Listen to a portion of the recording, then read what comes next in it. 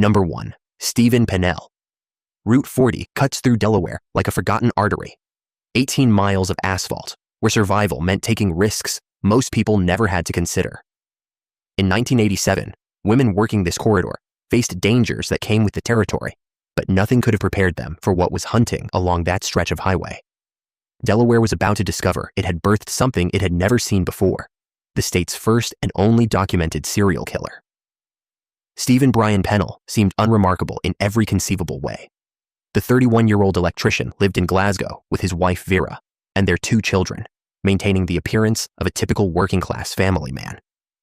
Neighbors described him as quiet, perhaps slightly withdrawn, but ultimately ordinary. He had no criminal record, no history of violence, nothing in his background that suggested the darkness growing beneath the surface. Pennell drove a blue Ford Econoline van outfitted like a mobile workshop. Carpeted interior, tools hanging from pegboards. Everything meticulously organized. To anyone watching, he was just another tradesman making a living. But late at night, when most families were settling into their homes, Pennell would drive that van along Route 40, transforming from electrician into predator. November 29, 1987, started as an ordinary Sunday evening. Shirley Ellis, just 23 years old, left Wilmington Hospital carrying a Thanksgiving meal for a patient struggling with AIDS. She'd been turning her life around, studying to become a nurse, distancing herself from a difficult past that had once included working Route 40's streets. But old habits die hard, and when she needed a ride home, she knew the fastest way was to hitch along that familiar corridor. 2 boys playing near a construction site the next day stumbled upon something that would shatter Delaware's sense of security. Shirley's partially clothed body lay discarded like refuse, bound with adhesive tape, bearing marks of horrific violence. The medical examiner's report painted a terrifying picture. Ligature marks around her neck, blunt force trauma to her skull, evidence of torture, but surprisingly, no indication of anything inappropriate. This wasn't about gratification. This was about suffering. 7 months of relative quiet passed before June 28, 1988, when construction workers discovered another body. Catherine DeMoro, 31, had been found in a similar state, tortured, discarded, her life extinguished with methodical cruelty. Delaware State Police realized they were facing something unprecedented. They contacted the FBI's Behavioral Sciences Unit, where profiler John Douglas reviewed the evidence and delivered the verdict Delaware didn't want to hear. A serial offender was operating in their backyard, driven not by typical motivations, but by a compulsion to inflict pain. The killer was organized, careful, and escalating. The investigation intensified as August brought another disappearance. Margaret Lynn Finner, a 27-year-old mother, vanished from Route 13 after witnesses saw her enter a blue Ford van driven by a white male. 3 months later, a hunter would discover her remains near the Chesapeake, Delaware Canal, decomposed beyond detailed examination, but bearing unmistakable signs of torture. Then came Michelle Gordon in September, 22 years old, last seen climbing into a blue van along Route 40. Her body surfaced days later in the canal. The autopsy revealed something chilling. Gordon had been given substances that, combined with the terror and pain of her ordeal, literally frightened her heart into stopping. Just days after Gordon's discovery, Kathleen Meyer, 26, disappeared. An off-duty officer happened to witness her entering a blue van and managed to note the license plate. That observation would crack the case wide open. Delaware authorities assembled a task force exceeding 100 officers, spending nearly $1 million in their pursuit. They implemented an audacious strategy: undercover operations using female officers as bait. On September 14, 1988, Officer Renee Tashner walked Route 40 wearing a wire, waiting for the killer to reveal himself. After hours of surveillance, a blue van circled her position 7 times within 20 minutes. When it finally stopped, Tashner engaged the driver in conversation, all while noting every detail. The interior was carpeted in distinctive blue material, matching fibers found on victims. The driver seemed disconnected, looking through her rather than at her. Sensing danger, Tashner cleverly complemented the van's interior, using the opportunity to pull fibers from the door jamb. When the driver pressured her to enter, she declined, citing exhaustion. The van departed, but her partner had already run the plates. Stephen Brian Pennell, electrician, no criminal record. Investigators executed a search warrant on Pennell's van during a routine traffic stop, transforming probable cause into ironclad evidence. Inside, they discovered a nightmare catalog, carpet fibers matching those found on victims, blood and hair samples connecting him to multiple cases, the same adhesive tape used to bind Ellis and DeMauro, and perhaps most damning, what authorities termed his torture kit: pliers, handcuffs, a whip, knives, needles, and restraints. On November 29, 1988, exactly 1 year after claiming his first victim, Stephen Pennell was arrested. The trial became Delaware's legal spectacle of the decade. In November 1989, a jury convicted Pennell of eliminating Ellis and DeMauro after just 3 hours of deliberation. Surprisingly, they acquitted him of Gordon's termination.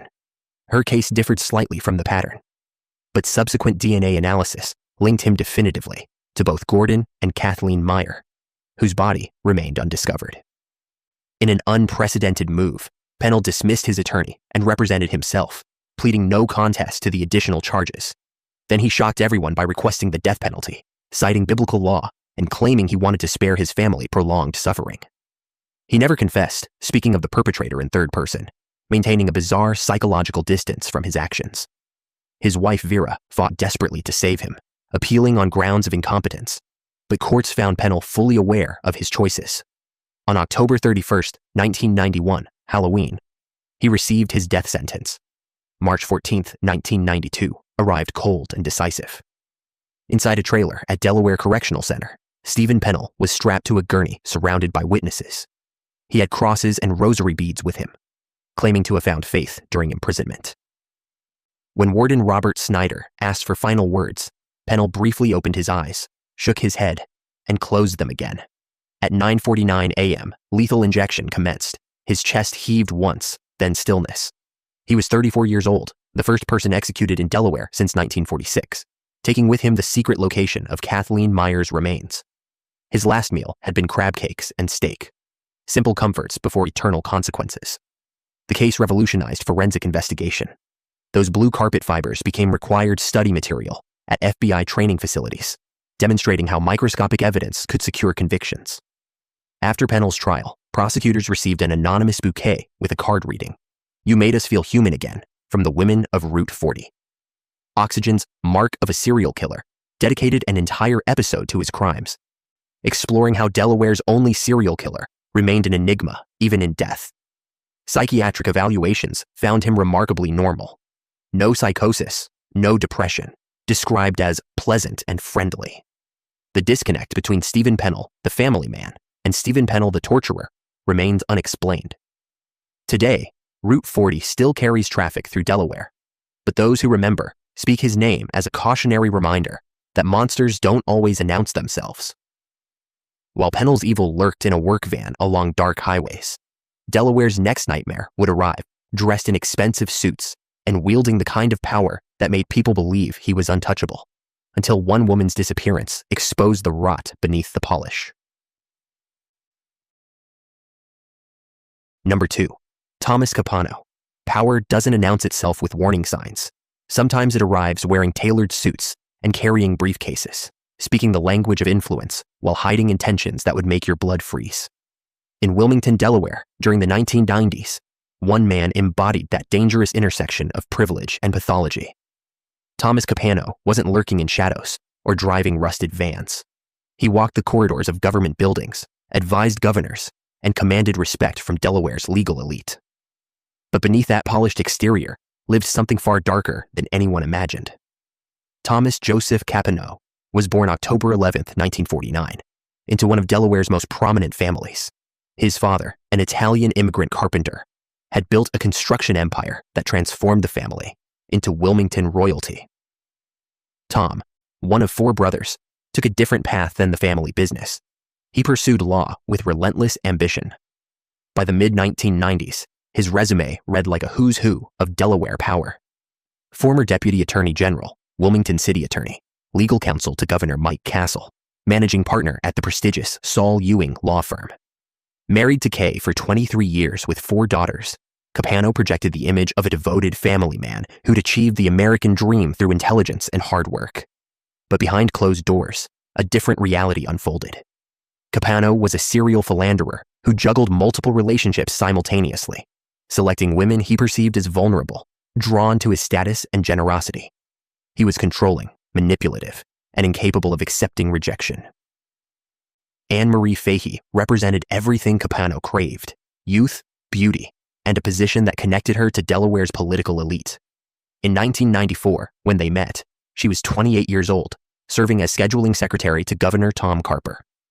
Marie came from a working-class Irish family, struggled with an eating disorder, and found herself flattered by the attention of this powerful, wealthy attorney who took her to expensive Philadelphia restaurants away from Wilmington's gossipy circles. What began as mentorship evolved into a clandestine affair.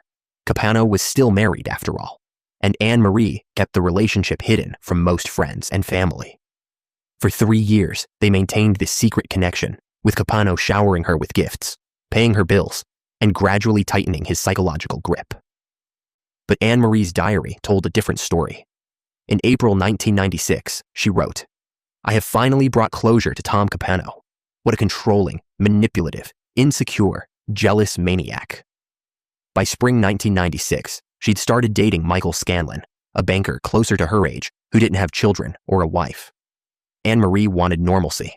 Capano wanted possession. June 27, 1996, started ordinarily enough. Capano convinced Marie to have dinner at Ristorante Panorama in Philadelphia, ostensibly to discuss their friendship, though his real intention was persuading her to resume their relationship. Witnesses later described the dinner as tense. The couple barely spoke, their body language radiating discomfort. Around 9:30 p.m., they returned to Wilmington. Capano insisted Marie come to his rented Grant Avenue home. He'd separated from his wife the previous year, so they could talk privately. What happened inside that house remains partially reconstructed from evidence, but investigators theorized a confrontation turned fatal. At some point that evening, Marie was shot. Prosecutors would later present evidence suggesting Capano had been planning this moment for months. On April 20th, 1996, his credit card showed he'd purchased a large marine cooler. On May 13th, his longtime companion, Deborah McIntyre, another woman he'd been seeing for years, bought him a .22 caliber Beretta pistol at his request. These purchases weren't random, they were preparation. Marie never made it to her brother's dinner party on June 29th. When her sister couldn't reach her, panic set in. The Fahey family reported her missing on June 30th, triggering an investigation that would grip Delaware for years. Police immediately focused on Capano. He'd been the last person seen with her. He told investigators a simple story. They'd had dinner, he'd seen her home, they'd parted on friendly terms. His story seemed plausible until detectives started digging. They searched Marie's apartment, finding her purse, keys, and medication, items she'd never voluntarily leave behind. They recovered her diary, which painted a disturbing picture of Capano's obsessive behavior. Friends and therapists testified she'd been genuinely frightened of him, worried about what he might do if she definitively ended things. The investigation became a federal case when the FBI joined in July 1996, recognizing the potential interstate implications. For over a year, prosecutors built their case despite lacking a body or weapon. They searched Capano's Grant Avenue home, discovering 2 microscopic blood spots on a wall near a recently replaced carpet. When they obtained blood Marie had donated weeks before her disappearance, DNA analysis confirmed a match. The breakthrough came from an unexpected source: family betrayal. Jerry Capano, Tom's younger brother, owned a fishing boat.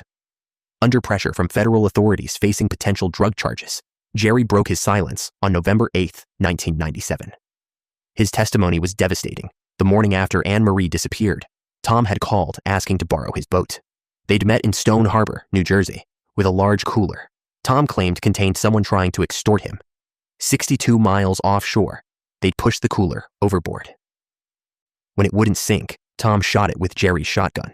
It still floated. In desperation, Tom retrieved the cooler, removed Marie's body, wrapped it in anchor chains, and watched it disappear beneath the Atlantic's surface. On July 4, 1996, exactly 1 week after Marie's termination, a fisherman discovered that same cooler floating offshore. He patched the bullet holes and used it for catches. A year later, when the story made news, he contacted authorities. Third brother Lewis also cooperated, admitting Tom had instructed him to empty construction company dumpsters ahead of schedule. Dumpsters that likely contained blood-soaked carpets and furniture. Thomas Capano was arrested November 12, 1997, 16 months after Anne Marie vanished. His trial began October 26, 1998, becoming Delaware's legal event of the decade. The prosecution, led by federal prosecutor Colum Connolly and state prosecutor Ferris Wharton, faced an unprecedented challenge, convicting Delaware's most connected attorney of first-degree termination without a body, without a weapon, without witnesses. They built their case on circumstantial evidence, motive, and planning. The defense stunned the courtroom with an opening statement admitting Capano was present when Anne Marie ended, but claiming Deborah McIntyre had arrived in a jealous rage and accidentally discharged the gun while Capano tried wresting it from her hands. Against his attorney's advice, Capano testified for 8 days, speaking of the perpetrator in third person, maintaining this bizarre psychological distance. McIntyre's testimony demolished his story. She testified about their long-time relationship, about buying the gun at his request, about never being at his house that night. Prosecutors presented the cooler purchase, the gun acquisition, the blood evidence, the disposal of carpets and furniture, the boat trip to the ocean. The jury deliberated and on January 17, 1999, convicted him of first-degree termination. On January 28th, they recommended the ultimate penalty. Judge William Swain Lee complied, calling Capano a ruthless individual whose only remorse is for himself. Capano spent years on death row before the Delaware Supreme Court overturned his sentence in January 2006, ruling the jury's vote for execution eligibility hadn't been unanimous, as required by law. Rather than retry the penalty phase, prosecutors accepted life without parole. Capano never confessed, never apologized to the Fahey family, never revealed remorse. On September 19, 2011, a correctional officer performing routine checks discovered Capano unresponsive in his cell at James T. Vaughn Correctional Center in Smyrna. He was pronounced lifeless at 12:34 p.m. The medical examiner determined sudden cardiac arrest, complicated by atherosclerotic and hypertensive cardiovascular disease, with obesity as a contributing factor. He was 61 years old, having served 14 years in solitary confinement. Anne Marie Fahey's brother Robert told reporters, "Given that he never atoned for his sins, never admitted he was guilty, and ruined many people's lives, my guess is that he went straight to where he belongs."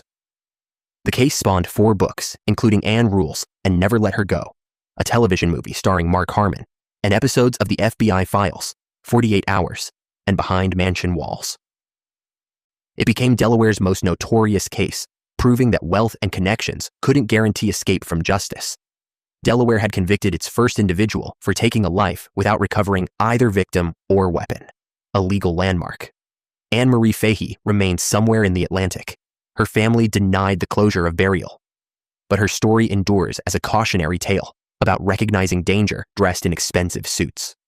Thomas Capano's legacy isn't his legal accomplishments or family connections.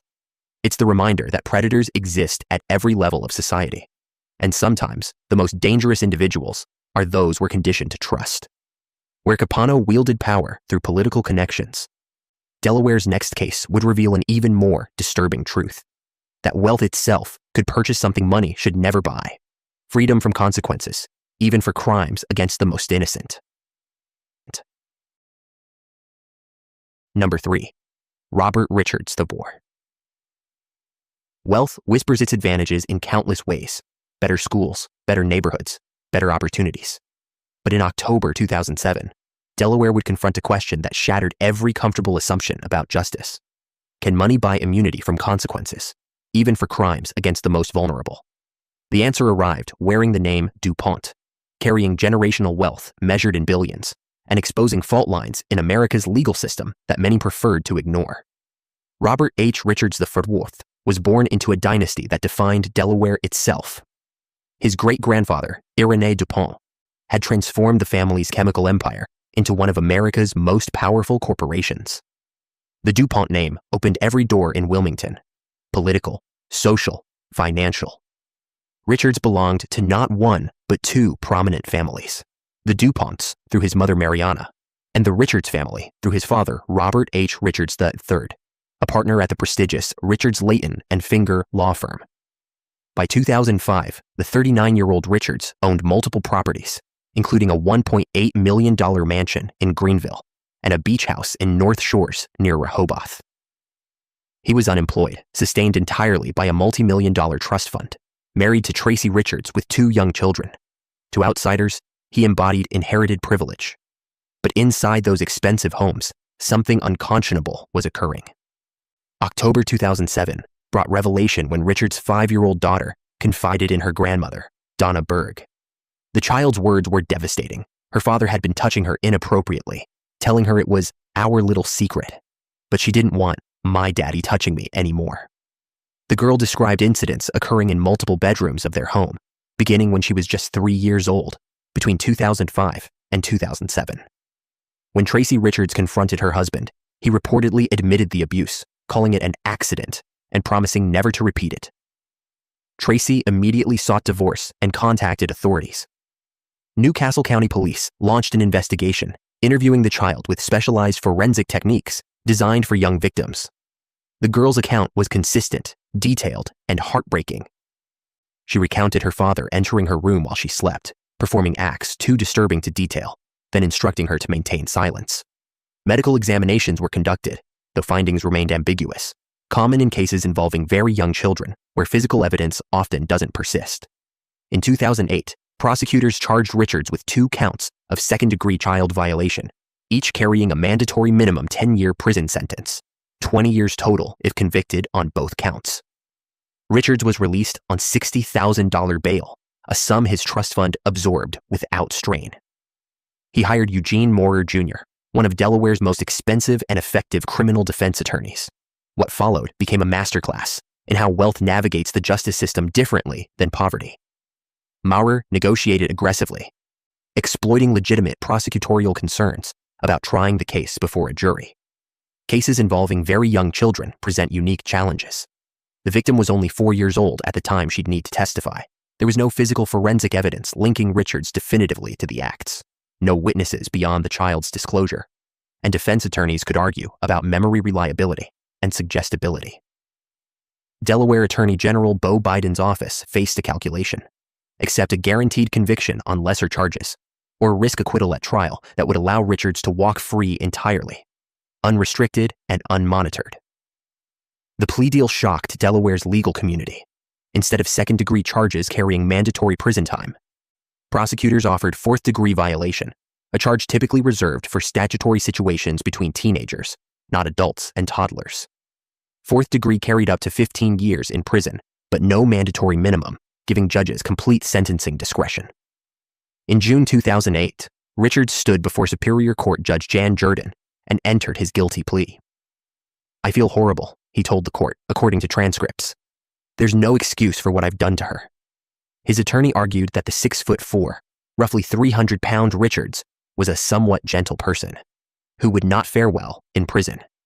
Judge Jordan initially considered an 8-year prison sentence, but ultimately suspended all incarceration time, sentencing Richards to 8 years of probation instead. Her sentencing order contained a phrase that would ignite national outrage 6 years later: "Defendant will not fare well in level 5 setting." Richards walked out of Delaware Superior Court a free man. He paid a $4,095 fine to the Delaware Violent Crimes Compensation Board, pocket change from his trust fund. He registered as a required offender, was prohibited from contact with children under 16, including his own kids, and was ordered to attend inpatient treatment at a Massachusetts facility. Then he returned to his mansion. The case received virtually no media attention. Delaware's legal community knew, but the story never reached newspapers or television. Richards had avoided public scrutiny along with prison, but the story wasn't finished. Tracy Richards' civil lawsuit in March 2014 changed everything. Filed in Sussex County Superior Court on behalf of her now teenage children, the lawsuit sought compensatory and punitive damages, while alleging something even more disturbing. During probation meetings in April 2010, Richards had admitted on polygraph tests to also abusing his infant son beginning in December 2005, when the boy was 19 months old. Probation officers had reported these admissions to the court in 2010 and again in 2012. Police investigated but determined insufficient evidence existed to file criminal charges regarding the son. The lawsuit's filing triggered explosive national coverage. CNN, Forbes, Time, and The Washington Post ran stories highlighting the "will not fare well" language.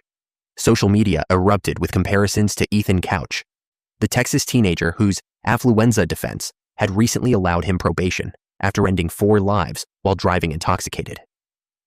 Delaware public defender Brendan J. O'Neill expressed public surprise that any judge would use such reasoning to avoid imprisonment. Legal scholars questioned whether Richard's wealth and family name had purchased preferential treatment. Attorney General Biden defended the plea deal in an op-ed, arguing the case's weakness made conviction uncertain and that probation at least guaranteed monitoring, treatment requirements, and offender registration that acquittal would have prevented. Judge Jordan received security detail after death threats. Richards attempted sealing court files claiming privacy concerns, but Superior Court Judge Richard F. Stokes denied the motion, ruling public interest and First Amendment principles required transparency. By June 2014, Richards and Tracy reached a confidential settlement ending the civil suit. Terms were never disclosed publicly. Richards remained on probation, registered, living off his trust. He never completed the court-ordered Massachusetts treatment program. The case changed Delaware sentencing guidelines and sparked nationwide debate about justice's accessibility. Robert Richards' IV story became shorthand for systemic inequality. Proof that wealth doesn't just open doors, sometimes it erases consequences entirely. His victims, now young adults, carry lifelong trauma while their abuser walks free, protected by money, lawyers, and a system that valued his comfort over their justice. Delaware had seen power corrupt in Thomas Capano's case, and Wealth Shield in Robert Richards' sentencing. But the state's next nightmare would unfold in broad daylight at a private social club, where a property dispute became an execution, and 3 lives ended in seconds over money and pride. Number 4. Christopher Rivers. September 22, 2013, should have been a celebration.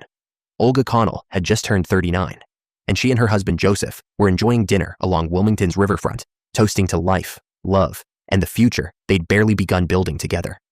They'd been married only 128 days. Newlyweds still discovering each other's rhythms. But as their car pulled into the Paladin Club condominiums, around 1:30 a.m., someone was waiting in the darkness.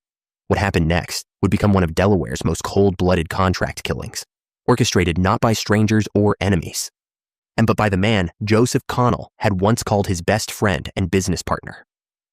Christopher Rivers seemed an unlikely architect of destruction. The 31-year-old Wilmington resident co-owned C&S Automotive Repair in Tallyville with Joseph Connell, a partnership forged on shared ambition and mechanical expertise. The business was thriving enough that in October 2012, they'd secured a mortgage from Susquehanna Bank for just under $1 million to expand operations. As part of that transaction, the bank required both partners to purchase life insurance policies worth $907,500 each. Standard business practice, ensuring the surviving partner could pay off the mortgage if tragedy struck. On paper, it was smart financial planning. In Christopher Rivers' increasingly unstable mind, it became something else entirely, a pathway to quick money that required only one thing: Joseph Connell's elimination. Rivers wasn't the focused businessman he'd once been. Friends and associates later described his transformation into paranoia and instability, fueled by methamphetamine use that kept him awake for days at a stretch. He racked up significant personal debts while simultaneously resenting what he perceived as Joseph and Olga's excessive spending. His drug-addled logic convinced him that Joseph was the problem, and removing that problem would solve everything.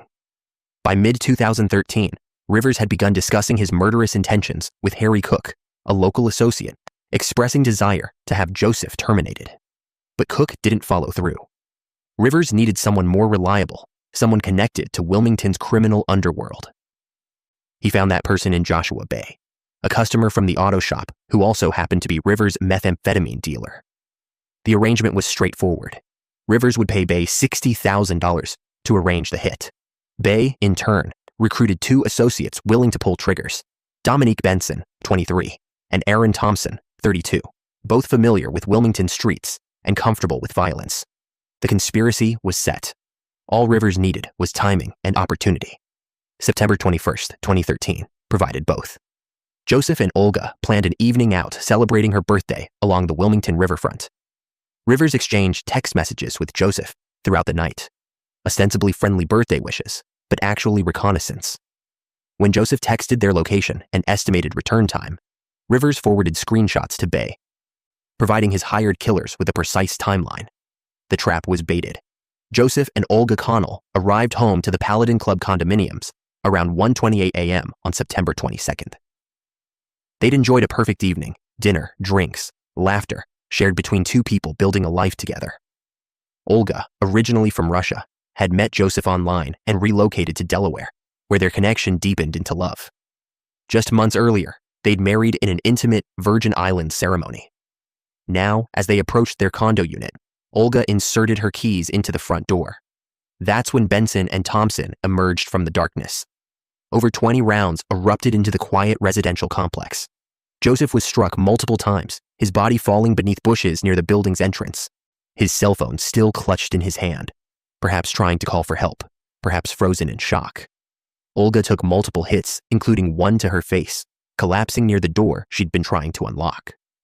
Neighbors reported hearing shouting, followed by rapid gunfire, then silence. Newcastle County Police arrived to a scene of carnage. Joseph was pronounced deceased at the scene. Olga was rushed to Wilmington Hospital, but succumbed shortly after arrival. The investigation began immediately, but the motive wasn't initially obvious. Joseph and Olga seemed to have no enemies. They were beloved in their community, hardworking, optimistic about their future. Then detectives started examining Joseph's business relationships. Christopher Rivers voluntarily contacted police, eager to provide information, perhaps too eager. He told investigators about alleged improprieties at the shop, claiming Joseph had been dealing anabolic substances from the business premises, painting himself as the concerned partner trying to keep things legitimate. But his stories kept shifting. He told one outlet he'd been at work the night of the terminations, then told police he'd tried meeting the Connells at the restaurant, but couldn't get in without identification. The inconsistencies raised flags. Investigators dug deeper. They discovered the $1 million insurance policies that would pay Rivers substantially if Joseph passed. They pulled phone records and found Rivers had been communicating extensively with Joshua Bay throughout the evening of September 21st and early morning of September 27th. Bay's phone records showed contact with Benson and Thompson during the same time frame.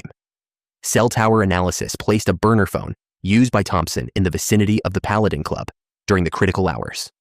The web of conspiracy began unraveling. The breakthrough came in August 2014, when Joshua Bay, facing charges for providing false statements to law enforcement, decided cooperation offered better odds than loyalty.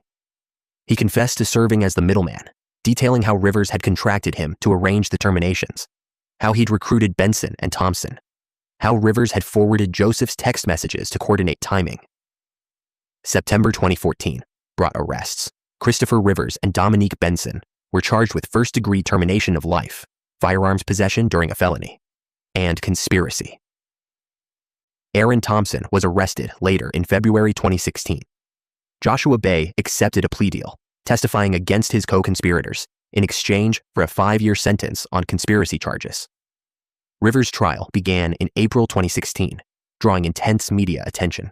Prosecutors presented overwhelming evidence: the insurance motive, the text message trail, cell tower data, and most damaging, Joshua Bay's detailed testimony about the murder-for-hire arrangement.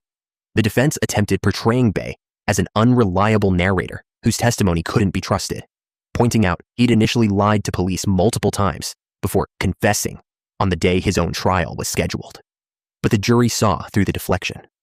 On April 29, 2016, they convicted Christopher Rivers on 2 counts of first-degree termination, 2 counts of firearms possession during a felony, first-degree conspiracy, and criminal solicitation. The verdict on co-defendant Dominique Benson split. The jury convicted him only of conspiracy, deadlocking on the termination charges. Prosecutors vowed to retry him.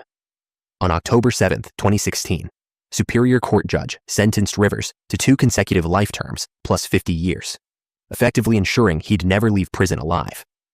Aaron Thompson faced separate trial in 2017, receiving conviction on 2 termination counts and conspiracy, earning 2 life sentences plus 45 years.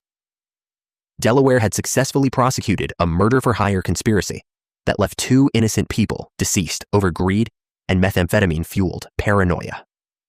Joseph and Olga Connell's families were left shattered. Olga's remains were cremated and returned to her family in Russia as they'd wished.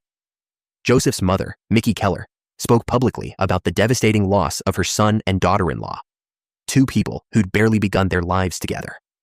Christopher Rivers showed no remorse. He appealed his conviction in 2018, claiming unfair media coverage and improper evidence admission. The Delaware Supreme Court affirmed the judgment. His arguments held no merit. Today, Rivers remains incarcerated, serving his life sentences while the Connell family continues grieving what was stolen from them. The Paladin Club case stands as a grim reminder that sometimes the most dangerous person in your life isn't a stranger lurking in shadows. It's the business partner shaking your hand while planning your demise. But if Rivers represented greed wrapped in a business partnership, Delaware's next case would reveal something far more sadistic. A predator who didn't need money or revenge as motivation, just the opportunity to inflict suffering on those he'd already rendered helpless.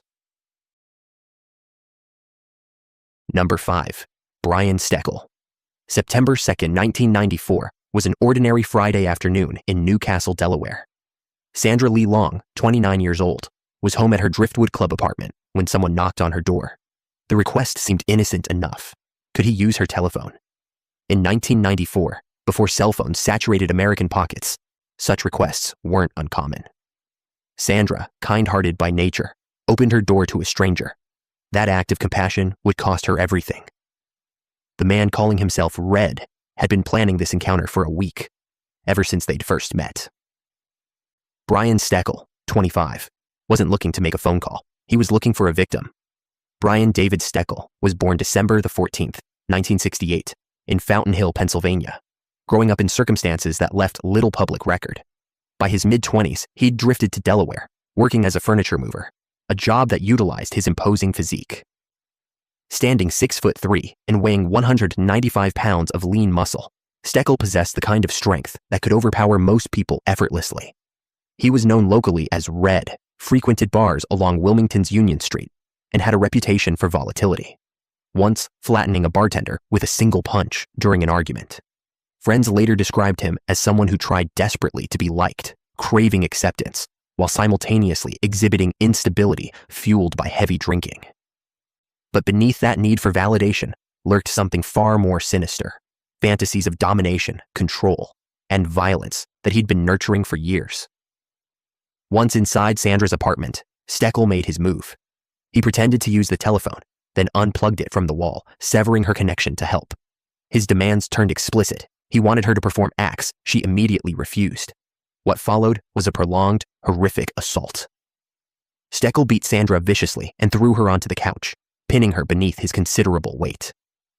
During the struggle, Sandra fought back with everything she had, biting down hard on Steckel's finger until it bled, an act of desperate resistance that would later become crucial forensic evidence.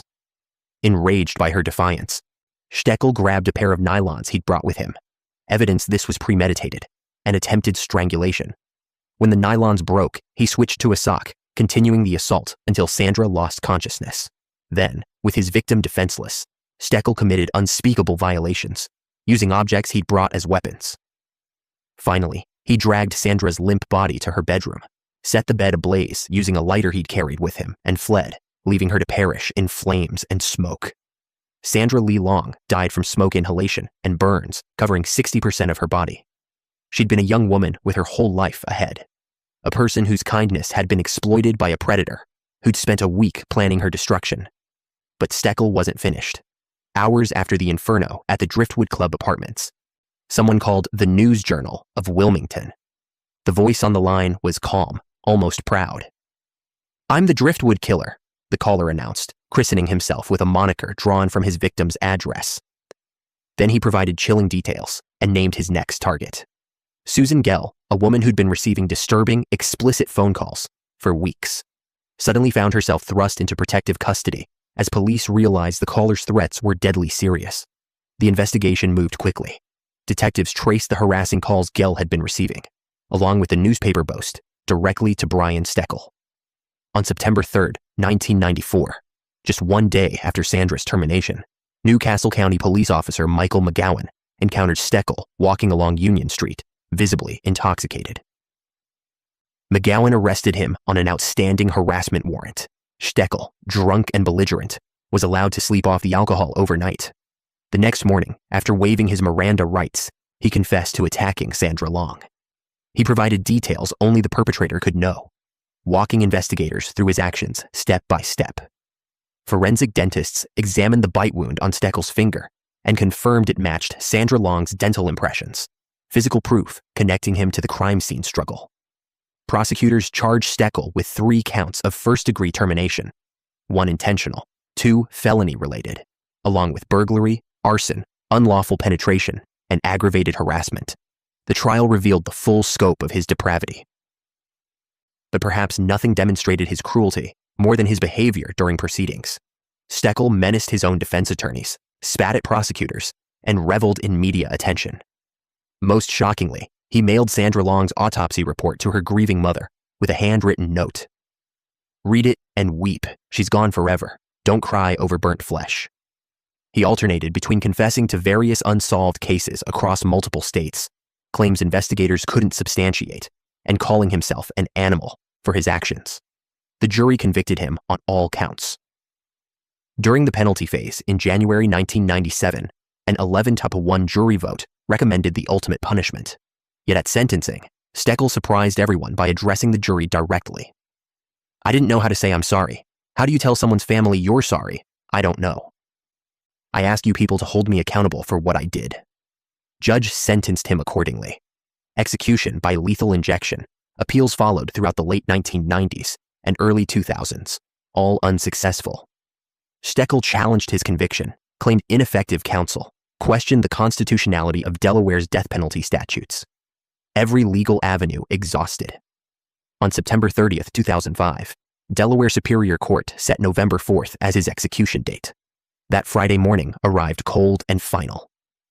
At Delaware Correctional Center near Smyrna, Brian Steckel was strapped to a gurney in Building 26, the execution chamber. For his last meal, he'd requested a cheesesteak, coleslaw, and Pepsi. As witnesses entered, including his cousin and a friend, he'd asked his mother not to attend. Steckel began his final statement. "I want to say I'm sorry for the cruel things I did. I'm not the same man I was when I came to jail. I changed. I'm a better man. I walked in here without a fight, and I accept my punishment. It is time to go. I love you people. I'm at peace." Then the drugs began flowing, but something went wrong. Witnesses heard audible clicks from the injection apparatus, 12 minutes of mechanical failure while Steckel remained conscious, commenting to family members. "I didn't think it would take this long." He was seen convulsing. Fordham law professor Deborah Deno later testified the execution showed clear signs of catastrophic failure.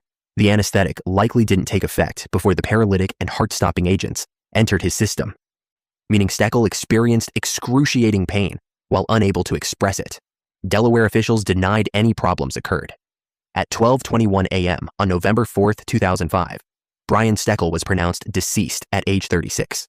His execution sparked lawsuits challenging Delaware's lethal injection protocols.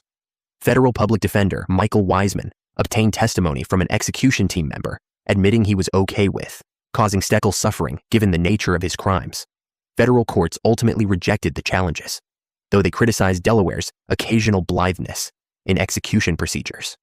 Sandra Lee Long's family finally had closure, though no amount of justice could restore what Steckel had stolen. Delaware had executed a predator who'd terrorized women, named himself a killer with pride, and shown such cruelty that even his botched execution became controversial, not for sympathy toward him, but for what it revealed about the machinery of capital punishment. While Steckel's violence erupted in sudden, sadistic fury, Delaware's next case would unfold over years with methodical calculation. A serial predator operating in plain sight, claiming multiple victims, while Delaware's justice system struggled to connect the dots before he could strike again. Number 6. Keith Gibson. On April 27, 2021, Delaware Superior Court Judge Vivian Medinilla faced a critical decision. Before her sat Keith Gibson, a 39-year-old convicted killer who'd violated probation by crossing state lines, a technical infraction that normally warranted minimal consequences. His probation officer pleaded with the judge to impose the remaining 6.5 years of Gibson's original 20-year sentence for manslaughter, citing his extensive history of violence and documented anger issues. But Gibson's public defender painted a different picture. His client had found stable housing with a fiancée in Philadelphia, secured job prospects, and simply needed another chance. Judge Medinilla sentenced Gibson to 31 days, time already served. He walked out of court a free man that afternoon. Less than 3 weeks later, Leslie Ruiz Basilio would be dead. Within 6 weeks, the body count would reach 6. Delaware had unleashed what Attorney General Kathy Jennings would later call one of the most vicious, staggering crime sprees she'd witnessed in her career. Keith Gibson was born in 1982 to Christine Gibson, just 15 years old when she became a mother. Keith's father abandoned them shortly after birth, leaving Christine to raise her son with help from her parents in an impoverished Philadelphia neighborhood. Despite these hardships, Christine proved resilient. She worked tirelessly as a social worker, eventually earning her bachelor's degree in social science from Springfield College in 2009, later completing graduate studies at Widener University. She built a successful career helping others escape the poverty that had defined her early life. But her only son traveled a darker path. Keith accumulated 64 criminal charges throughout his youth and adulthood: weapons offenses, forgery, assault, drug dealing, terroristic threatening. By age 26, he'd escalated to lethal violence. On July 6, 2008, Keith Gibson and accomplices James Hinson and Kelly Gibbs attempted robbing someone in Edgemoor, Delaware. When 36-year-old Stanley Seven Jones resisted, Gibson ended his life with gunfire. Witnesses came forward, bullet casings were examined, and by September 2008, police arrested Gibson at his mother's home. Prosecutors charged first-degree termination, but Gibson accepted a plea: manslaughter and unlawful weapons possession. In 2010, he received 20 years. After serving approximately 13 years, Delaware paroled Gibson in June 2020 to a community corrections facility, a less restrictive environment meant to ease re-entry. Within months, Gibson violated conditions by fighting other offenders. A judge sentenced him to 6 additional months incarceration, followed by 18 months probation. On December 20th, 2020, Delaware released Keith Gibson again. His mother, Christine, had warned friends and relatives repeatedly, "If something happens to me, Keith is responsible." Early January 2021, Gibson left Delaware without permission, a parole violation, and returned to Philadelphia. He moved into his mother's home, where their relationship deteriorated rapidly amid constant arguments fueled by Keith's aggression. On January 28th, Gibson entered Al Medina Traders in Philadelphia's Germantown neighborhood and opened fire, executing customers Eric Flores, 50, and Roy Caban, 42. Flores sustained a single shot to the head. Caban took 2 rounds to the face. Their bodies were discovered by passers-by. 11 days later, in the early morning hours of February 8th, Keith went to United Piers RHD in East Falls, where his mother worked as a supervisor. He shot Christine Gibson, 54, once in the head, leaving her body for co-workers to find. She'd spent her adult life helping vulnerable populations escape violence and poverty. Her son repaid her by becoming the violence she'd fought against. Philadelphia police interviewed Keith the next day during their investigation into Christine's termination. They quickly determined he'd violated parole by residing in Pennsylvania. Delaware authorities were notified, and on March 26, 2021, Keith was extradited back to Delaware to face probation violation charges. During the April 13th hearing, probation officer presented Gibson's record: 9 felony convictions, 15 misdemeanor convictions, 14 previous probation violations, a manslaughter conviction pled down from first-degree charges, and now strong suspicion in his mother's execution. The recommendation was clear: lock him up for the remaining duration. But Gibson's defense attorney countered with promises of stability, housing, employment, community support awaiting in Philadelphia. Judge Medinilla scheduled a second hearing for April 27th. When that date arrived, a different probation officer, inexplicably reversing the department's position, requested only 30 days. The judge agreed. Keith Gibson, suspected in his mother's slaying and with a documented pattern of escalating violence, walked free. 18 days later, on May 15th, Leslie Ruiz Basilio reported for her shift at the Metro by T-Mobile store on Kirkwood Highway in Ellesmere. The 28-year-old employee was working alone when Keith Gibson entered wearing a mask.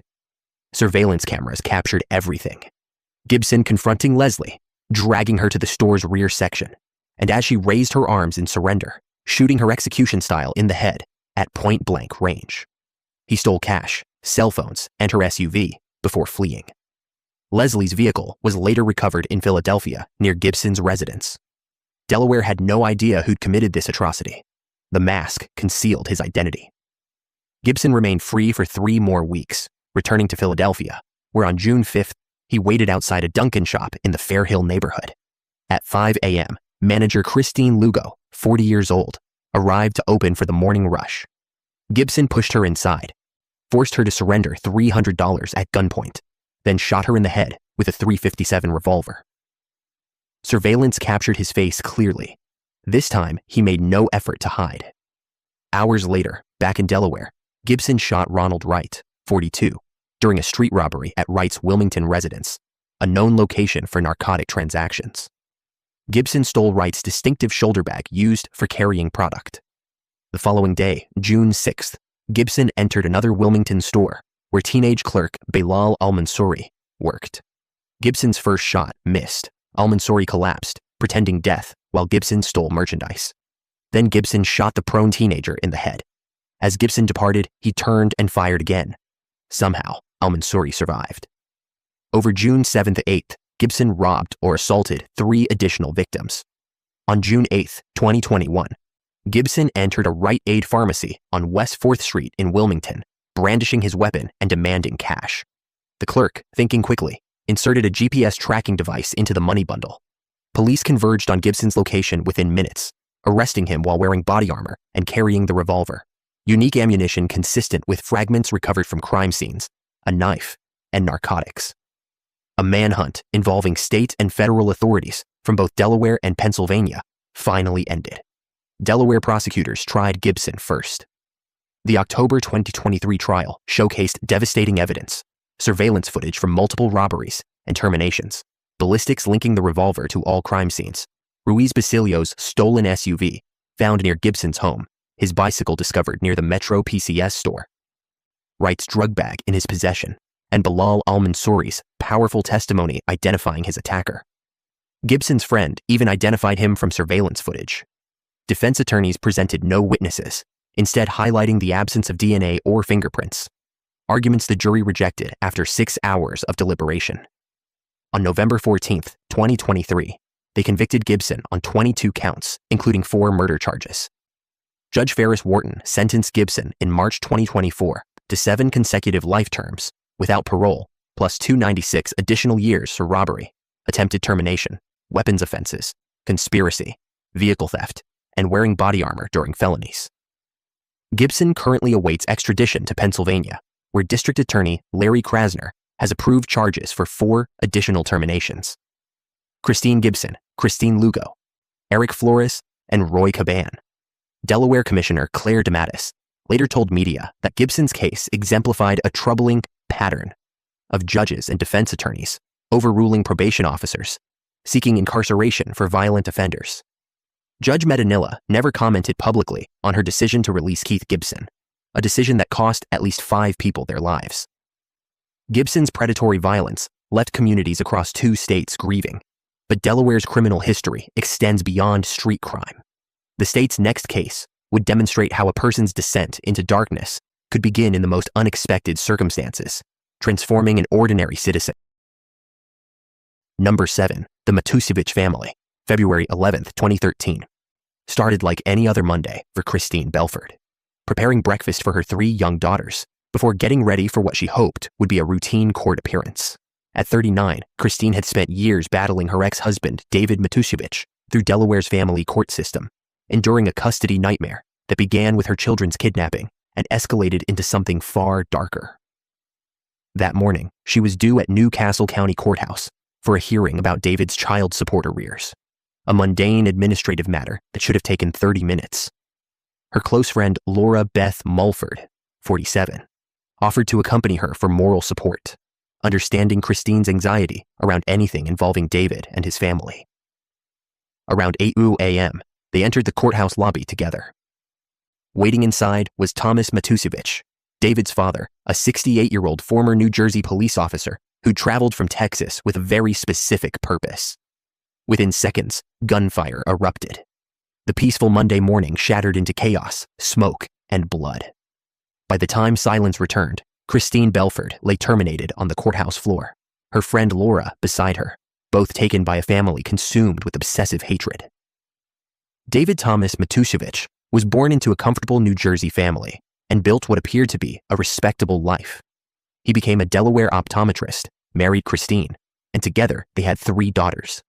But beneath the suburban normalcy seethed controlling tendencies that intensified during their 2007 divorce and custody proceedings. When a Delaware family court judge ruled against him on custody matters, David refused to accept the outcome. On August 1, 2007, David and his mother, Lenore, executed a plan they'd carefully prepared. They kidnapped Christine's 3 daughters, ages 5, 7, and 9, and fled the United States entirely. For 2 years, authorities searched while Christine lived in agony, not knowing if she'd ever see her children again. In March 2009, investigators finally located them. David, Lenore, and the 3 girls were living in a motorhome in Nicaragua, hidden from American jurisdiction. Delaware authorities worked with international partners to secure their arrest and extradition. The children were returned to Christine's care. David and Lenore both pleaded guilty to kidnapping charges in September 2009. David received 48 months federal imprisonment, followed by 5 years of supervised probation. Lenore also received prison time. The family court proceeding continued, and in August 2011, judge terminated David's parental rights entirely, calling his abuse allegations against Christine baseless. Most parents, faced with such decisive legal defeat and having already served prison time for kidnapping, would accept reality.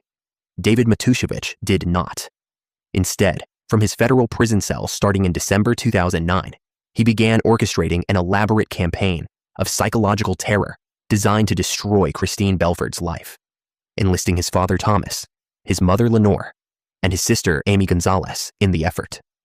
The stalking campaign the Matusiewicz family launched was methodical, relentless, and technologically sophisticated. They created websites and YouTube videos falsely accusing Christine of child abuse, mental illness, and endangering her daughters' lives.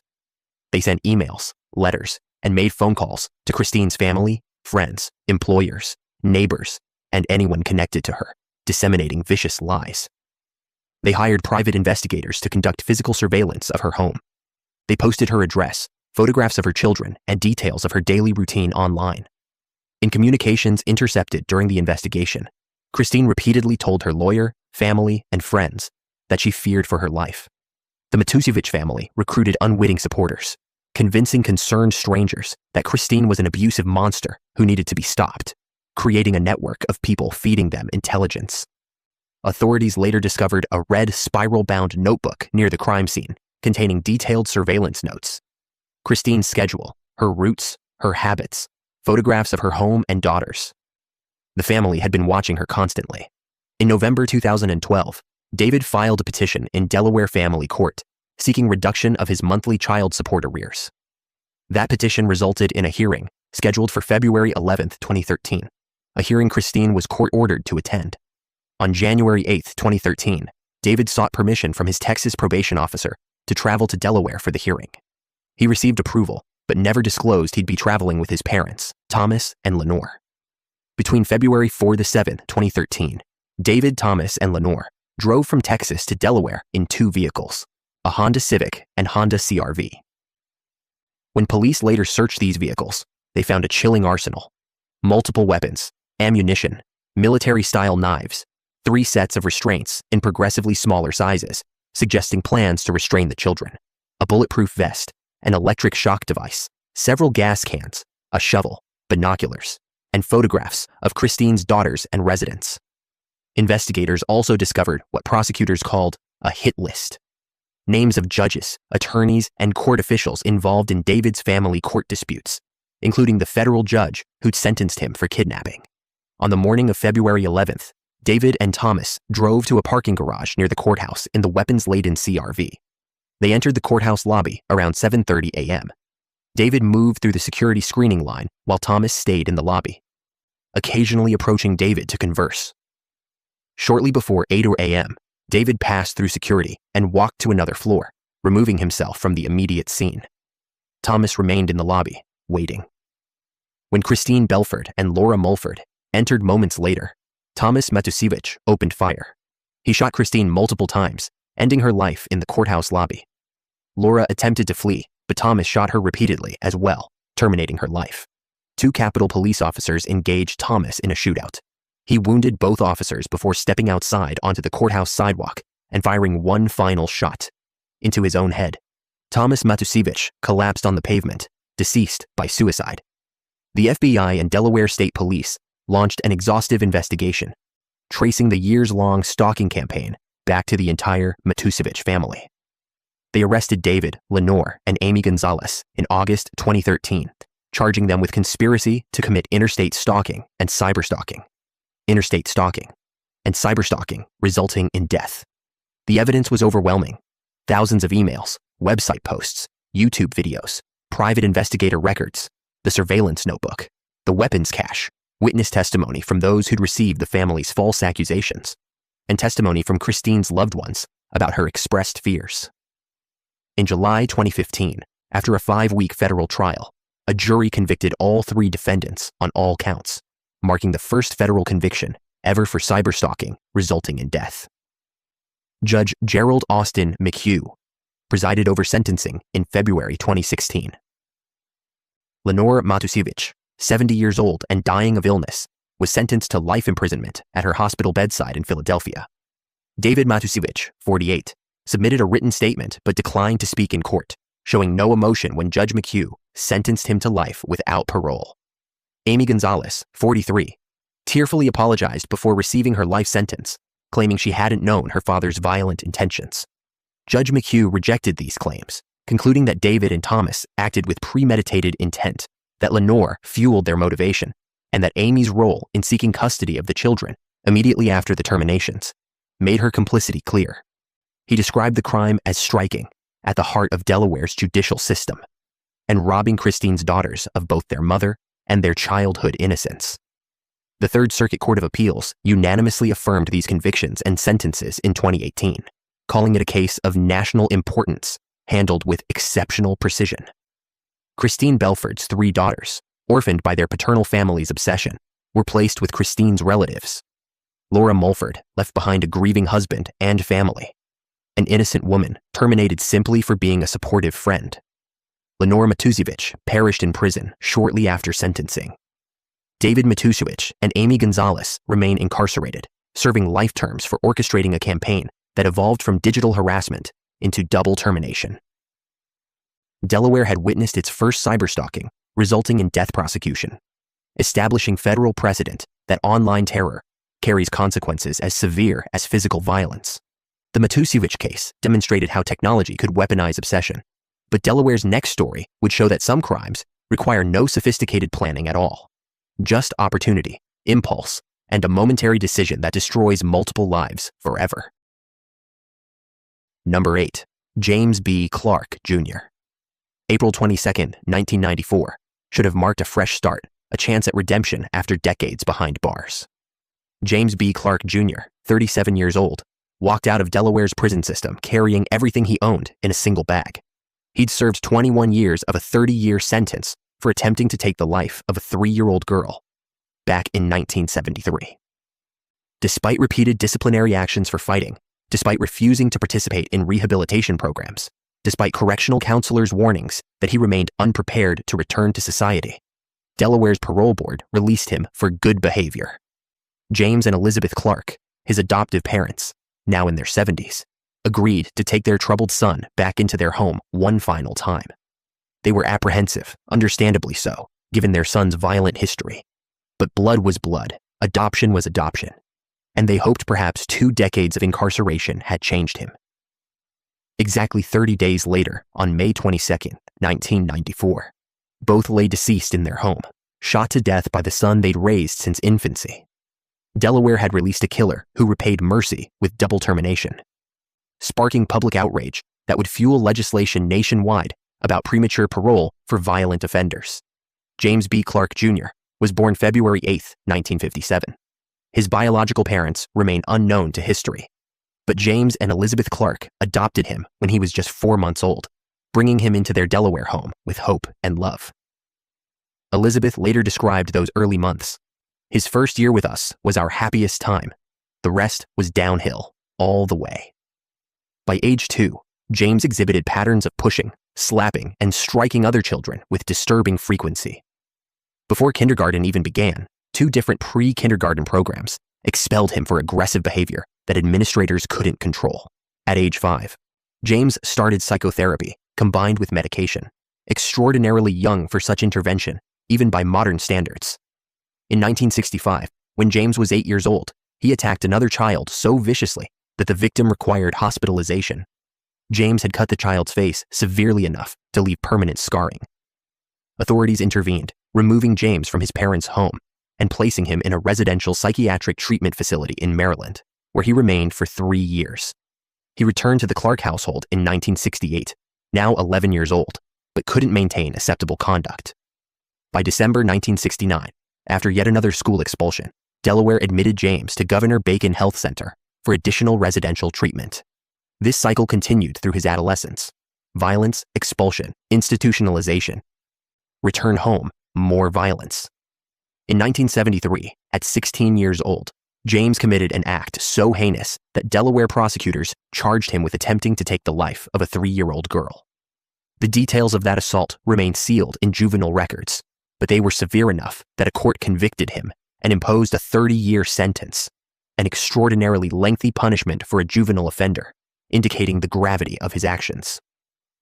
James entered Delaware's correctional system, where he would spend the next 21 years. During that time, he repeatedly violated prison rules through fighting with other inmates. Correctional staff documented his consistent refusal to participate in rehabilitation programs, anger management courses, or any therapeutic interventions designed to address his violent tendencies. By every measurable standard, James B. Clark Jr. remained dangerous, unstable, and unrehabilitated. Yet in 1994, citing good behavior, apparently meaning he'd avoided major disciplinary actions in his final years, Delaware's parole board released him. James returned to his elderly adoptive parents without job skills, without a driver's license, without support systems. James Sr. and Elizabeth, both in their 70s and set in their routines, felt apprehensive about housing their son again. Their previous relationship hadn't been successful, to put it mildly, and now they were decades older, frailer, and less capable of managing whatever challenges might arise. But they opened their home anyway, determined to be supportive. Sunday afternoon, May 22, 1994, exactly 1 month after James's release, someone terminated James Sr. and Elizabeth Clark. James called police around 9:30 p.m. that evening, reporting that he'd discovered the homicides. When officers arrived, they found James Sr.'s body in the garage and Elizabeth's body on her bed in the master bedroom. James himself had a bleeding wound on his head and was transported to the hospital for treatment. At the hospital, James provided his account. He'd returned home around 7:30 p.m. and found his father deceased in the garage. While bending over James Sr.'s body, someone knocked him unconscious. After regaining consciousness, he washed blood from his face, discovered his mother's body in the bedroom, then contacted authorities. Police investigators immediately noticed inconsistencies. Evidence at the scene contradicted James's narrative. Several days later, after gathering substantial additional proof, detectives arrested James. During transport to the station, following Miranda warnings, James confessed. He admitted shooting both parents, claiming it followed an argument about his beer drinking. He'd planted evidence to make the scene appear like a burglary gone wrong. Initially, he maintained the terminations weren't premeditated, just a spontaneous outburst during conflict. But on June 23, 1994, James wrote a letter to prosecutors, providing a third version. This account revealed his true motivation: life insurance money. He'd planned the terminations deliberately, intending to collect on his parents' policies and fund his post-prison existence. On September 9, 1994, James pleaded guilty to 2 counts of first-degree termination. Judge sentenced him to death on January 5, 1995. James's attorneys filed an automatic appeal as required by Delaware law, but James himself had no interest in prolonging proceedings. He expressly desired execution, viewing it as preferable to life imprisonment. The Superior Court conducted an evidentiary hearing on April 21, 1995, to ensure James's waiver of appellate rights was knowing, intelligent, and voluntary. The court concluded James was mentally alert, responsive, and acting deliberately. By order dated May 3, 1995, Delaware dismissed James's direct appeal per his wishes. The Delaware Supreme Court conducted its own automatic review, examining whether the sentence was proportional to similar crimes, whether the court had properly considered James's early release in sentencing, and whether excessive emphasis had been placed on his 1973 conviction. After reviewing the complete record and hearing oral arguments, the Supreme Court affirmed the death sentence in all respects. James B. Clark, Jr. was executed by lethal injection at Delaware Correctional Center on April 19, 1996, becoming the 8th person Delaware executed since resuming capital punishment in 1992. He was 39 years old, having spent nearly his entire life either institutionalized or incarcerated. The case became a flashpoint in national debates about parole practices.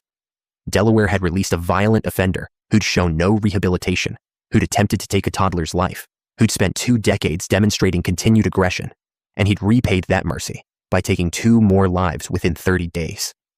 Legislators across multiple states introduced bills curtailing early release for violent criminals. James and Elizabeth Clark, who'd adopted an infant hoping to give him a better life, who'd endured decades of his violence, who'd taken him back one final time despite every warning, paid the ultimate price for Delaware's catastrophic misjudgment. While Clark's violence stemmed from deeply rooted psychological dysfunction, evident from early childhood, Delaware's next case would feature a criminal whose descent into darkness began far later in life, demonstrating how ordinary circumstances could transform someone into a predator. Number 9. Billy Bailey, January 25, 1996, minutes before midnight. A bitter wind whistled through the Delaware Correctional Center in Smyrna as Billy Bailey, 49 years old, climbed 23 wooden steps toward a platform most Americans believed belonged to history books.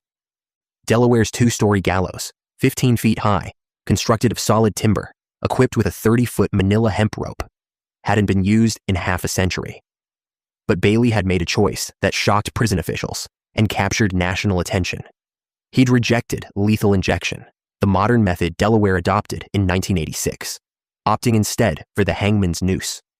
When asked why, he'd told reporters, "I'm not going to let them put me to sleep like a dog." Warden Robert Snyder asked if Bailey had final words. "No, sir," came the quiet reply. Guards placed a black hood over his head, fitted the noose around his neck. Bailey squeezed his right fist tight. At 12:04 a.m., Snyder gripped a gray wooden lever with both hands and pulled. The trapdoor opened with a thud. Billy Bailey dropped 10 feet, his body spinning rapidly 5 or 6 times before halting. 11 minutes later, at 12:15 a.m., doctors pronounced him deceased. Delaware had executed its last hanging, and America's too. To this day, Billy Bailey remains the final person legally hanged in United States history. Billy Bailey was born in January 1947 in Smyrna, Delaware, the same town where he would ultimately meet his fate. He was the 19th of 23 children born into a household defined by stark poverty and chronic physical abuse. When Billy was just 6 months old, his mother, Mazzie Miller Bailey, passed away, leaving his father to manage an impossible situation. His father died when Billy turned 6.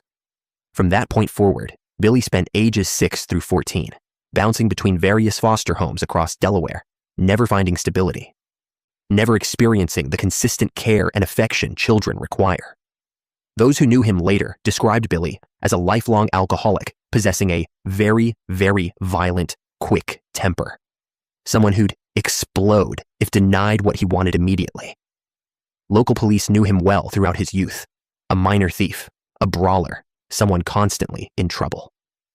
Billy's adult criminal record began in 1967 when police arrested him for disorderly conduct after he ran down a Smyrna street brandishing a rifle. In 1968, he faced charges for burglarizing a home near Dover. By 1974, he'd graduated to more serious offenses, stealing $1,500 worth of tools from a Dover industrial plant, earning him a 5-year prison sentence. Delaware paroled him in 1977, but freedom proved short-lived. In August 1978, Bailey threatened to end the lives of his wife, daughter, mother-in-law, and father-in-law after his wife left him and denied him contact with their child.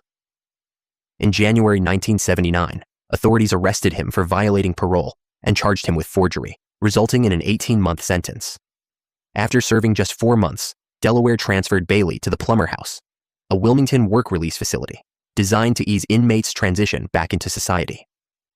On May 21, 1979, Billy Bailey decided he wasn't returning to the Plummer house. He appeared at the home of his foster sister, Sue Ann Coker, in Cheswold, upset and agitated. He attempted to take his own life with a steak knife, but Sue Ann intervened, accidentally cutting her hand during the struggle. Her husband Charles agreed to run an errand with Bailey. During that trip, Bailey asked Charles to stop at a liquor store. Bailey entered alone, pulled a .25 caliber pistol, and attempted robbing clerk Reba Lovegrove at gunpoint. When she refused cooperating, Bailey knocked her down and jammed the cash register, trying to force it open. He attempted shooting Lovegrove, but the weapon either jammed or had depleted ammunition. It merely clicked. Bailey emerged with the pistol in one hand, a stolen bottle in the other, telling Charles that police would arrive soon. He asked to be dropped at Lambertson's corner, approximately 1.5 miles away. Around 3:45 p.m., Billy Bailey entered the farmhouse of Gilbert Lambertson, 80 years old, and his wife Clara, 73. They were retired farmers living peacefully in their modest home on County Route 156, growing corn and soybeans, raising children and grandchildren.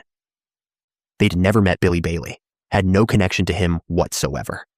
Bailey apparently wanted their pickup truck.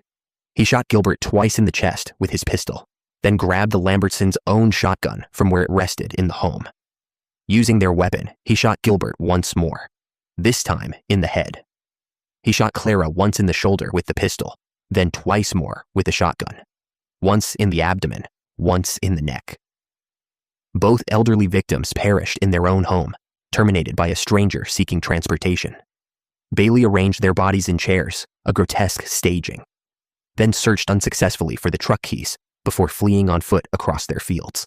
A Delaware State Police helicopter spotted Bailey running. He aimed his pistol at the co-pilot and fired, missing. When the pilot landed, an officer gave chase. Bailey tripped and fell. As the officer put his foot on the dropped shotgun and ordered Bailey to stand, Bailey pulled another concealed weapon from his belt and fired at point-blank range, missing again. Officers arrested him on the spot. In February 1980, a Kent County jury convicted Billy Bailey of 2 counts of first-degree termination, finding his crimes outrageously or wantonly vile, horrible, or inhuman. They recommended execution. The judge sentenced Bailey to death by hanging, Delaware's standard method at that time. Bailey spent 16 years on death row filing appeals, while his case worked through state and federal courts. In 1986, Delaware changed its execution protocol to lethal injection, giving death row inmates sentenced under the old law a choice: modern injection or traditional hanging. 2 other condemned men, William Flamer and James Riley, faced the same decision. Flamer chose injection and was executed 5 days after Bailey. Riley delayed choosing, but Bailey selected hanging. When pressed about his reasoning, he told the Wilmington News Journal, "The state chose it for me. Asking a man to choose how to die is more barbaric than hanging." To a prison visitor, he stated, "I'm not going to let them put me to sleep." That cold January night, approximately 40 witnesses gathered, 12 officials, 7 reporters, and family members of Gilbert and Clara Lambertson. Delaware allowed victims' relatives to attend for the first time. Saxton Lambertson, 68, one of the victims' sons, watched his parents' killer hang. Afterward, he told reporters, "My parents were very innocent people. They were old and small. And he was a big brute. He chose to shoot them, so he chose to die." Chris Lambertson, 20, the victim's great-grandson, waited outside in sub-freezing temperatures among approximately 150 demonstrators, split between death penalty supporters and opponents. "Just because Billy Bailey wanted their truck, he killed my great-grandparents," Chris said. "Without a doubt, he should die." Billy Bailey's execution proceeded without complications, unlike many lethal injections that would follow. The spinal severance stopped his pulse cleanly. Delaware officials dismantled the gallows in July 2003 when no remaining death row inmates qualified to select hanging.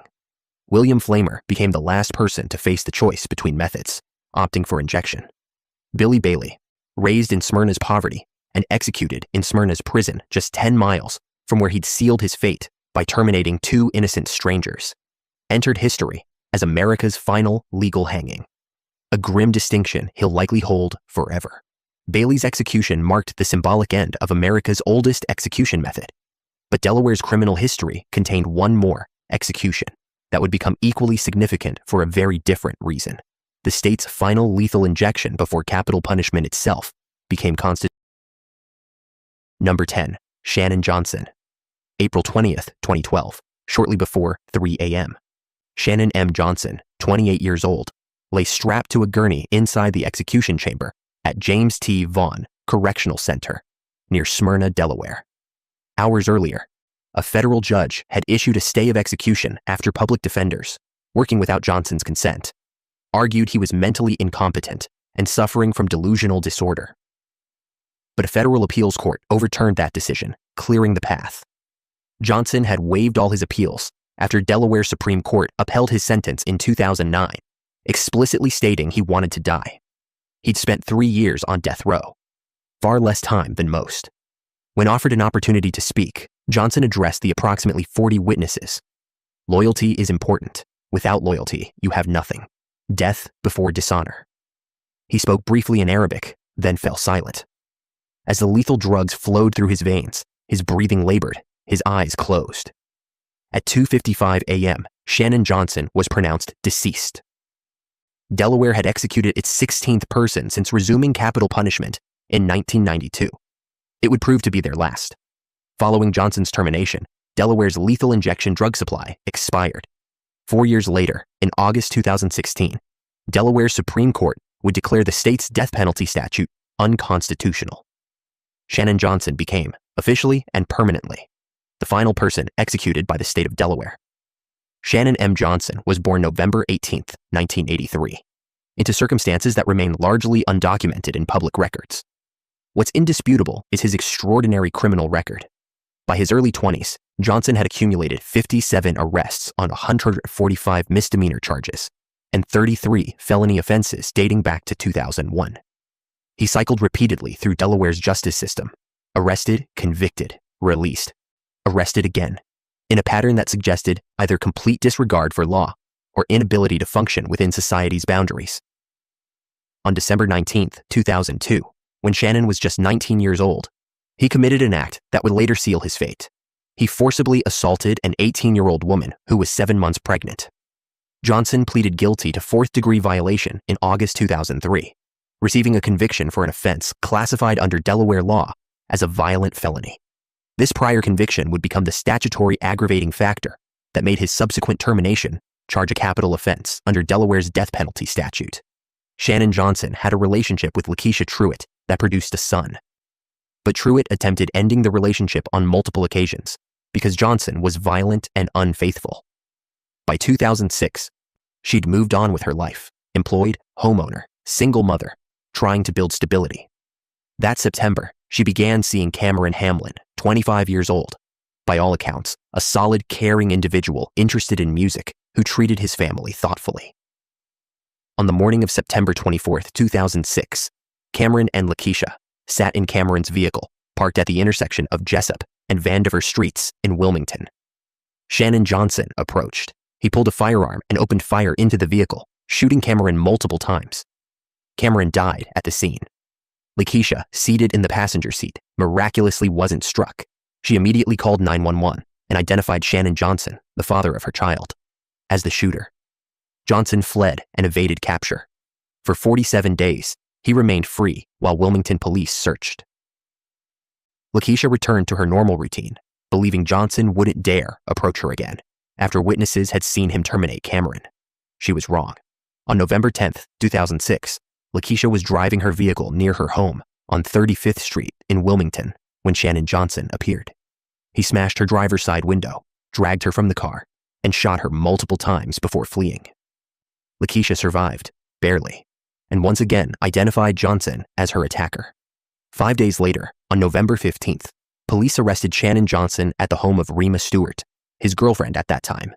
Delaware charged Johnson with first-degree termination of Cameron Hamlin, first-degree assault against Lakeisha Truitt, first-degree reckless endangering, 3 counts of possession of a firearm during commission of a felony, and 2 counts of possession of a deadly weapon by a person prohibited.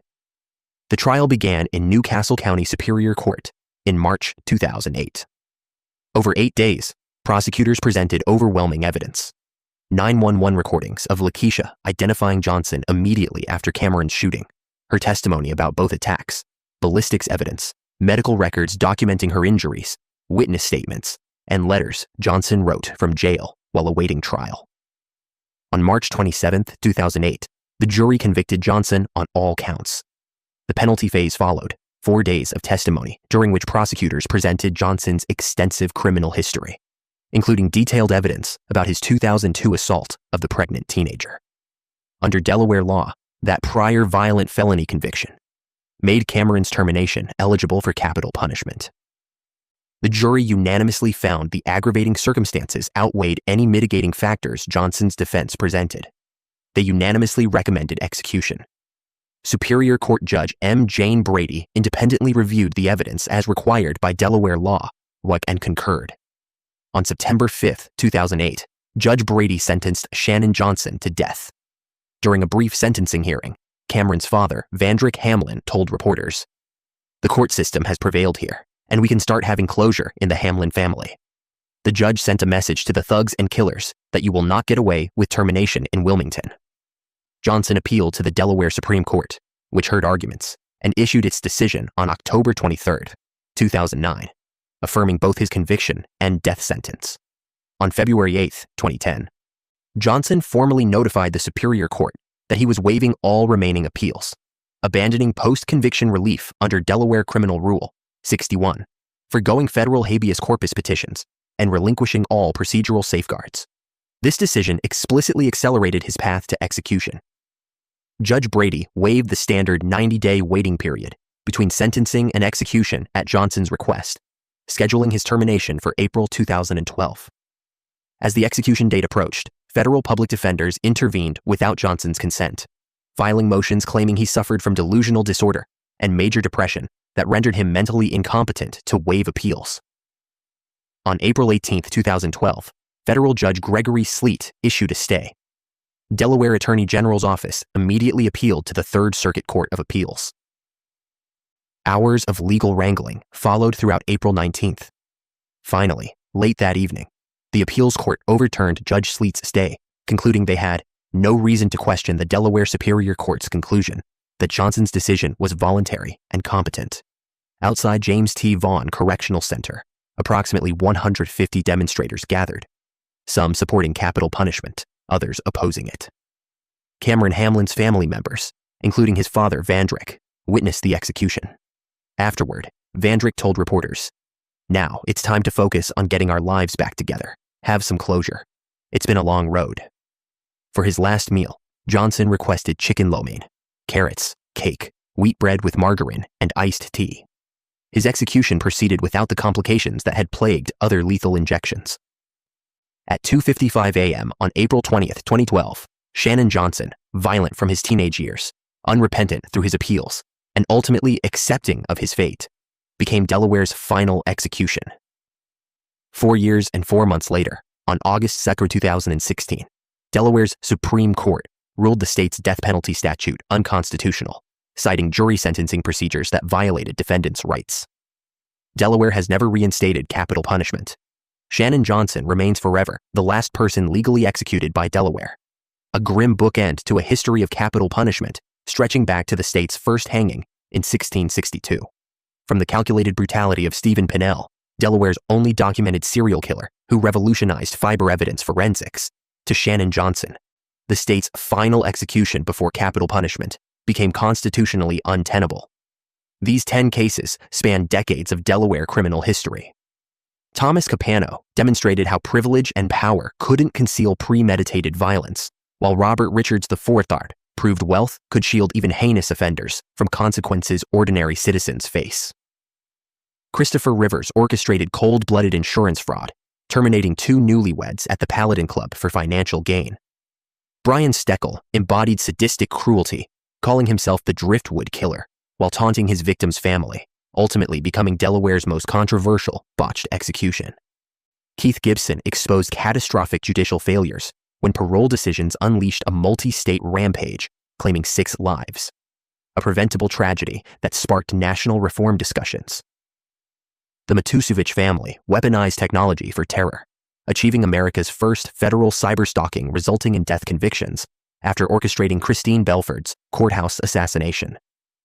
James B. Clark Jr. proved parole board's deadly miscalculations, murdering his adoptive parents 30 days after release, despite decades of violent history. Billy Bailey chose the hangman's noose over lethal injection, becoming America's final legal hanging, a symbolic end to the nation's oldest execution method. And Shannon Johnson, waiving all appeals, closed Delaware's capital punishment era as the state's last execution before the Supreme Court declared the practice unconstitutional. Together, these cases reveal Delaware's struggle with violence, justice, privilege, and punishment. 10 stories of lives destroyed, systems failed, and consequences delivered across nearly 4 decades of the state's darkest criminal history.